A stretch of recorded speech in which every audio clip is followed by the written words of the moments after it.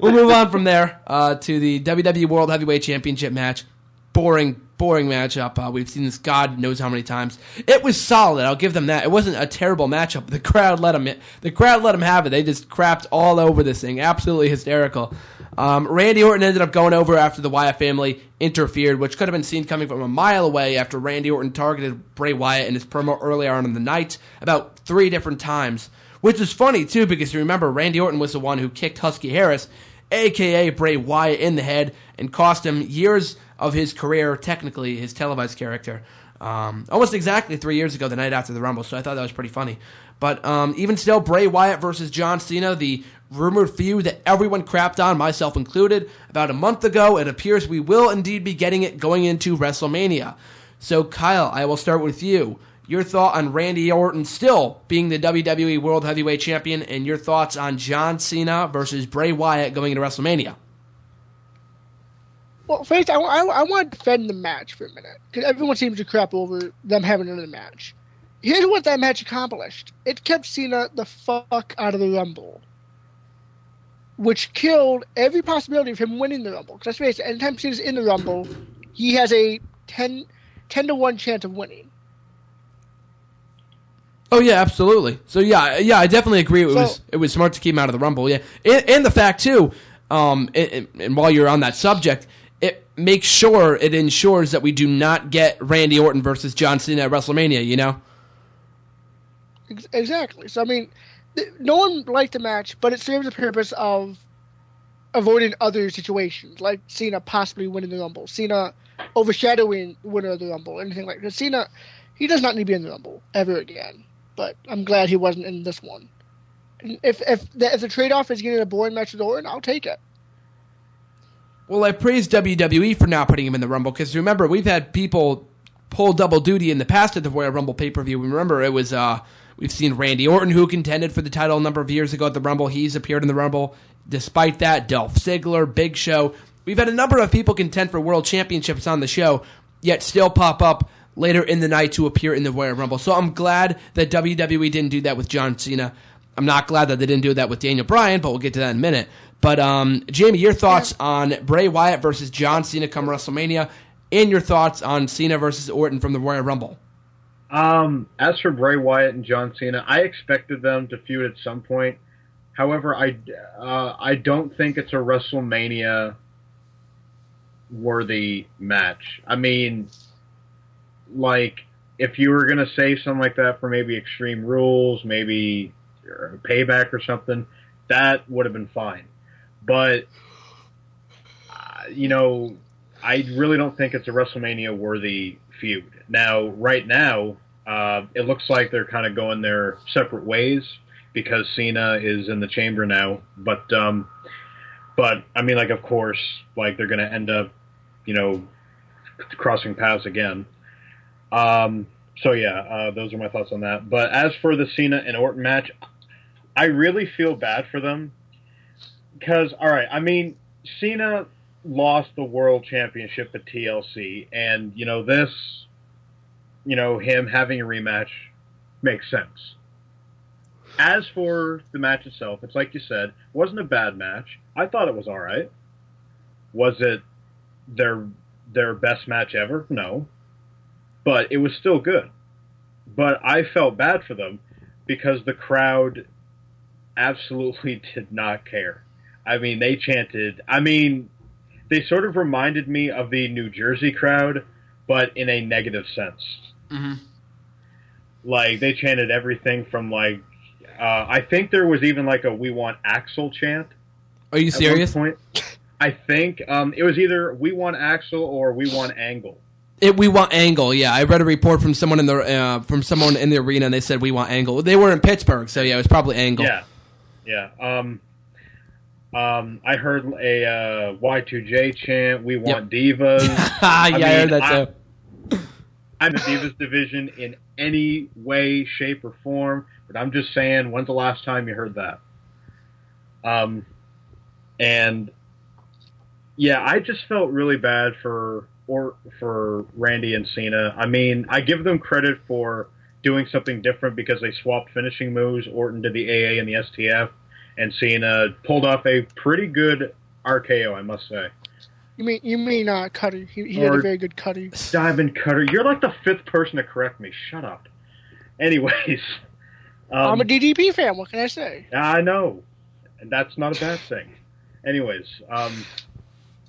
But yeah, as for the Cena and Orton match, I mean, like, it was fine. Like Kyle said, it kept Cena out of the Rumble match, which I was happy about. But yeah, I mean, it's obvious that the crowd just did not care at all. It was funny, too, because you mentioned the New Jersey crowd, and that also had a Randy Orton. That also involved Randy Orton. Remember, it was Orton versus Sheamus, and now this time it was Orton versus Cena. But, yeah, I thought that was pretty hysterical, the chance of the matchup. But, yeah, you can't completely crap on them. I mean, it's not all their fault. It's just the fact that their characters are just so stagnant at the moment that just no one cares. But like we were saying before, we're not getting that match at WrestleMania, so that's a plus. And it's finally out of the way, and hopefully this is the hopefully this is the final time we see Randy Orton versus John Cena. No, not the final time we see Angle. Yeah. Let's just be honest. It was a classic filler match at Rumble. You always get filler matches at the Rumble. You always get them. No, not last year. Last year we got Punk and Rock, so. That's a filler match. Fuck Dwayne. Oh, okay. You know what? From there, we're just going to swerve right into the Royal Rumble match. We won't get into your hate. Before we do that, I wanted to say something about the Wyatt and Cena match. Go ahead. I know Jamie said it's not a Mania-level match, but again, let's think of this as a two-step process. Cena faces Wyatt at Mania in a subpar match. Cena's not thrown into the World Championship match like he was at WrestleMania 25. He's kept busy, kept out of everything else, and we get a decent match. Is that bad? Considering he should be facing The Undertaker, yes, that is bad. Okay, in that consideration, yes, I will agree. But, again, would you rather him face Wyatt or be thrusted into the World Championship match again like he was at 25? I would honestly have him thrown into the world title match. It depends, like, if it was one-on-one with Orton, hell no. But, I mean, if it was like a fatal four-way with maybe Batista or Lesnar or, you know, whoever else, Punk, Bryan, I would actually pay to see that. I want a multi-man match for the WWE Championship at WrestleMania. If it involves Cena, I would be completely fine with that. My only fear, and we'll get into this in a little bit if we have time to talk about our WrestleMania match card predictions and stuff of that nature, but if it comes down to it, if it comes down to John Cena versus Bray Wyatt at WrestleMania, sure, it could be a good feud, but let's remember something. John Cena does not have the best track record when it comes to working with younger stars. He's, you know, I don't want to say buried. That term is thrown around way too loosely. But you remember Ryback last year, he turned heel, and almost immediately he was turned into fodder. And by that point, some people may argue that he was already destroyed anyway. But you understand my point. I fear for Bray Wyatt because... You can't blame Cena on that. The fact of him turning heel in general fucked Ryback. It's in and of itself. Cena really had nothing to do with that. That was because Dwayne had to go film a movie, a.k.a. he got injured. But so the only person he kind of buried was Miz because they wanted to do a double count out Mania. That would have went over so well. I don't know. He didn't bury Miz because he didn't end up winning the championship that night. And that match wasn't even about the Miz anyway because it was all about Rock and Cena. Everyone paid to see the Rock. That's how he buried him. No, yeah, not direct. I could say, yeah, I could see what you mean. Like indirectly, you mean, right? Not like directly by beating him 1, 2, 3. You know what I mean? Yeah. But yeah, he indirect because during the entire feud he didn't even acknowledge the Miz. He acknowledged Dwayne. Yeah, pretty much. Yeah. But even so, going back to the topic at hand, my only fear for that match, but like I said, I'll get into this in a little bit if we have time, is that Bray Wyatt wouldn't win. I mean, remember, this is WrestleMania. So he beat The Rock last year. So if he beat The Rock last year, then Bray Wyatt is certainly going to pale in comparison to The Rock. So I don't see Bray Wyatt going over. Even if he does, it wouldn't be clean, obviously. I wouldn't imagine it to be clean, but that's not the point. I just don't see Bray Wyatt going over at WrestleMania. And you can give it that whole, look strong in defeat. A loss is a loss, and I don't think it's going to benefit Wyatt to lose to John Cena at WrestleMania. You know what I mean? But the thing is, though, the fans have been bitching for years that they want to see him out of the main light. And this feud will take him out of the main storyline. So, I mean, careful what you wish for, right? True. I mean, exactly. It's just kind of it's between The Rock in the hard place, pardon the pun. But even still, I think the matchup could be solid, but I don't know. It's really hard to say because John Cena should be working with stars at WrestleMania like The Undertaker. I mean, look at the last few people that he's faced at Mania, excluding The Miz. I don't say The Miz because he doesn't count. But The Rock, I mean, you can't go... That Mania doesn't count. We'll just leave it at that. But you can't go any higher than The Rock. This is WrestleMania 30. This was WrestleMania 29.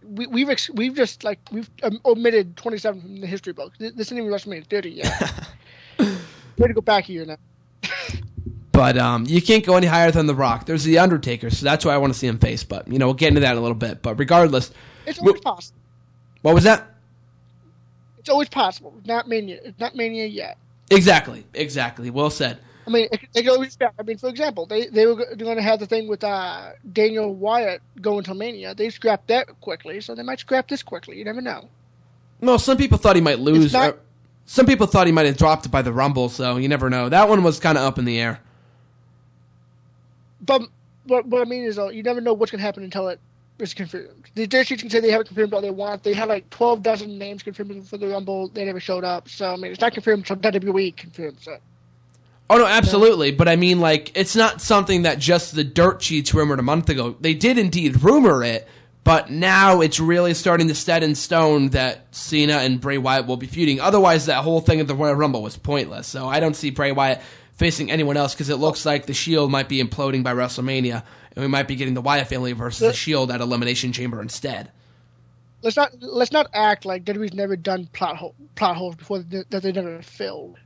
So let's not act like they've never done that. Oh, that's true, but I mean... Plot holes before, so. No, yeah. I mean, only time will tell. Like you said, anything can happen between now and WrestleMania, so only time will tell.